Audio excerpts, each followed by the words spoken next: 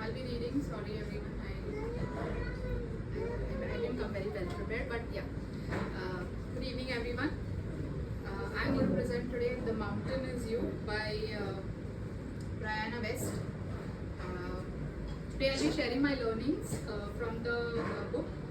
And Brianna Wiest is a best-selling author, known for her thought-provoking and personal transformation and self-growth books. Her writing is deeply reflective and helps readers understand why they often become their own biggest obstacles. What I appreciated most about her writing style is that she takes complex emotional experiences and explains them in a way that feels very simple and very relatable and practical. The title itself is very powerful, and that is what connected me to the book. What we hear the word mountain was naturally, when we think hear the word mountain, we naturally think about obstacles or struggles or challenges or difficult phases of life. So most of us think our challenges are outside us.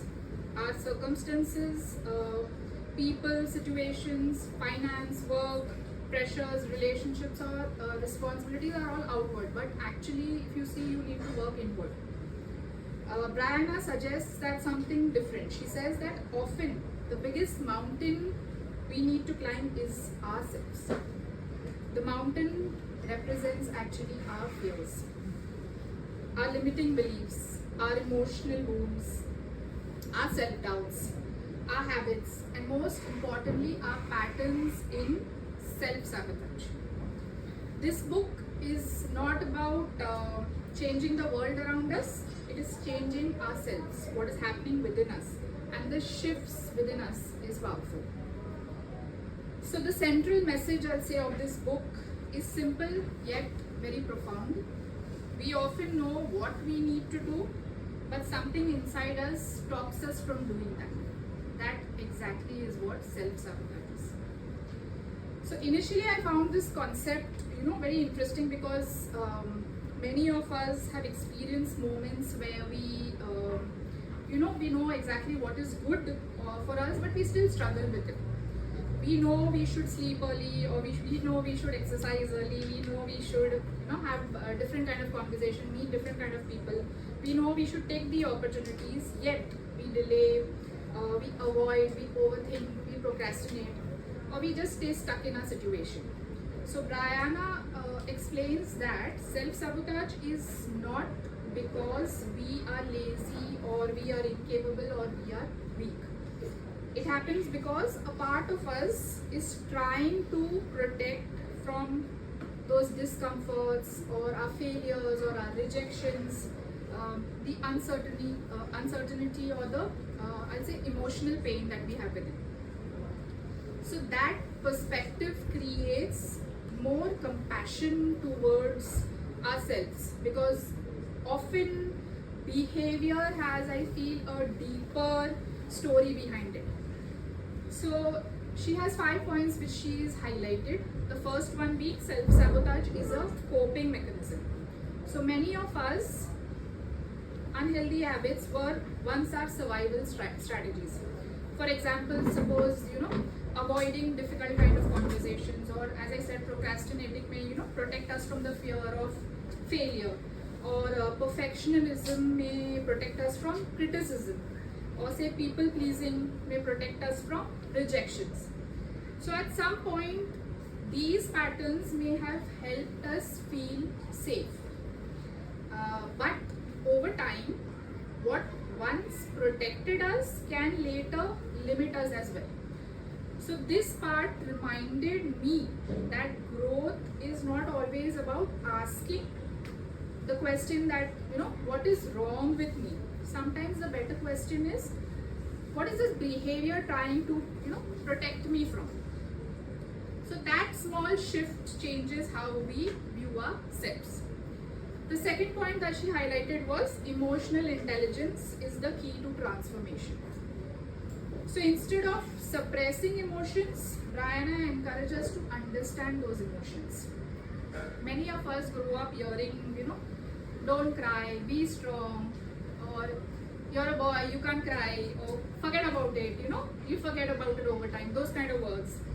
But emotions don't disappear just because we ignore them. They usually return to us back in some or the other way, different ways.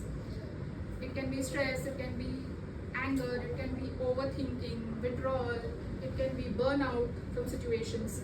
So the author here explains that emotions are somewhere or the other messengers for us, which we should keep acknowledging. They reveal unmet needs, unresolved wounds, and areas that need healing for us. For example, sometimes anger may actually be hurt, or sometimes procrastination may actually be fear, or sometimes overworking may actually be search of some kind of validation from others. So when we understand emotions, rather than fight them, we respond very differently. And awareness becomes the first step towards change. The third point that she highlighted was transformation requires discomfort at times. So this was one of my favorite lessons, I'll say. Growth is rarely comfortable for anyone. If you want to grow, you have to come out of your comfort zone, and I am one of the examples for it. We all want change, but very few of us enjoy the process of changing. Just as a mountain climber faces steep parts or uncertainty and exhaustions, personal growth requires us to move through discomforts. The author reminds us that avoiding discomforts often keep us stuck. The difficult conversations or the new opportunities, or say setting boundaries for ourselves, starting again after a failure, it all becomes very difficult. So these things feel uncomfortable because they require growth. So the life we want often lies on the other side of the fear we actually avoid. The fourth point is build a new identity. She emphasizes that lasting changes happen when we stop merely changing habits and start changing how we see ourselves actually. So because identity creates a behavior, and let me take an example over here. Instead of saying like I want to be confident, we begin saying I'm becoming a confident person. So that simple shift. Or instead of saying I'm bad at managing time, we can shift towards saying I'm learning to become more disciplined. So these small language shifts matter because the stories we repeatedly tell ourselves slowly become beliefs, and beliefs influence our action. Yeah. The fifth point and the last point is healing creates freedom. Many of our current struggles are connected to old emotional experiences. Sometimes we keep reacting to present situations using emotions from our past experiences. When we hear old wounds, we stop reacting from the past and start responding from our present. So healing doesn't mean forgetting painful experiences. Healing means they no longer control us. The mountain doesn't disappear, we become strong enough to actually climb it. And I think that is one of the most beautiful messages of this book. One practical idea I am implementing, the most powerful takeaway for me is your triggers are your teachers. This is a very powerful takeaway I felt. Whenever I feel frustrated or hurt or anxious or say overly emotional about things, I stop telling myself why is this happening to me. I am learning to ask myself, I'm reframing that same sentence saying that why is this situation what exactly is this situation trying to teach me instead. So there are three questions I keep asking myself, that is, what am I feeling in any situation, what belief is creating this situation, and what healthier beliefs I can choose with this feeling. Another thing that works for me is things in control and things not in my control, because not everything is in your control. So you should know what is in your control and what is not in your control. So sometimes the answers are uncomfortable, but they are also insightful. So we need to look into them. And this simple exercise has helped me become more aware of my patterns in life and where I am lacking, and I'm working feel towards them, and I respond to them more consciously, I say now.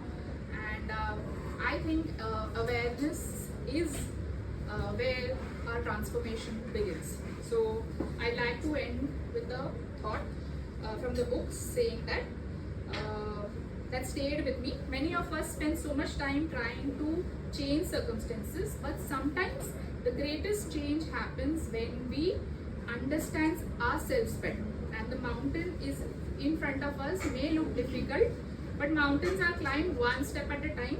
And perhaps the purpose of the mountain is not to stop us, perhaps it is to transform us. I'll leave you with this beautiful line from the book.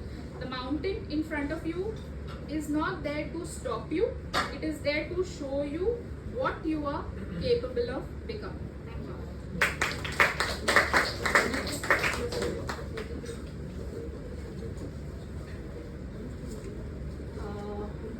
Very well said and very insightful review. So इनका कहने का था कि पहले खुद को बदलो आसपास की और चीज़ बदलने से. So first you fix yourself, then fix your business or life or any other things. Yeah, the moment of Sanjay bhai.